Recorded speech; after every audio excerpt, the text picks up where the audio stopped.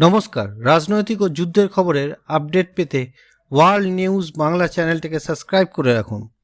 বিহারের পর বাংলায় ভোটার তালিকা সংশোধনের কাজ শুরু করার কথা ভেবেছে নির্বাচন কমিশন। সেই মতন প্রস্তুতিও শুরু হয়ে গিয়েছে। কবে পশ্চিমবঙ্গে ভোটার তালিকার বিশেষ নিবিড় সমীক্ষা শুরু হতে পারে তার ইঙ্গিত মিলল কমিশন সূত্রে। কমিশন সূত্রের খবর, আগামী আগস্ট মাসেই রাজ্যে নিবিড় সমীক্ষার কাজ শুরু হতে পারে। তবে সবটাই নির্ভর করছে সুপ্রিম কোর্টের দায়ের হওয়া মামলার গতি প্রকৃতির উপর। আগামী 28শে জুলাই শীর্ষ আদালতে বিহারে ভোটার তালিকা সংশোধন সংক্রান্ত মামলার শুনানি রয়েছে। সেখানে কি হয় তা দেখেই যাবতীয় সিদ্ধান্ত নেওয়া হবে।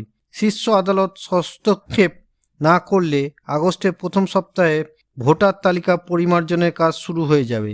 এই রাজ্যে দ্রুত নিবিড় সমীক্ষার কাজ শুরুর পক্ষে মুখ্য নির্বাচনী আধিকারিক দপ্তর সূত্রের বক্তব্য, সেপ্টেম্বর মাসের শেষ সপ্তাহে পুজো শুরু, ফলে তার আগেই সমীক্ষার কাজ শেষ করা জরুরি।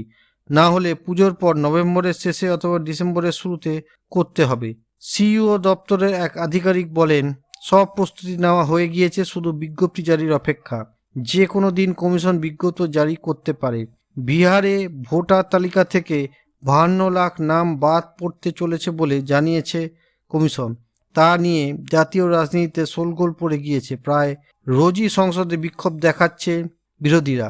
এই পরিস্থিতিতে রাজ্যে ভোটার তালিকায় নাম তোলার হিড়িক পড়ে গিয়েছে। কমিশন সূত্রের খবর, গত এক সপ্তাহে 75,000 আবেদন জমা পড়েছে।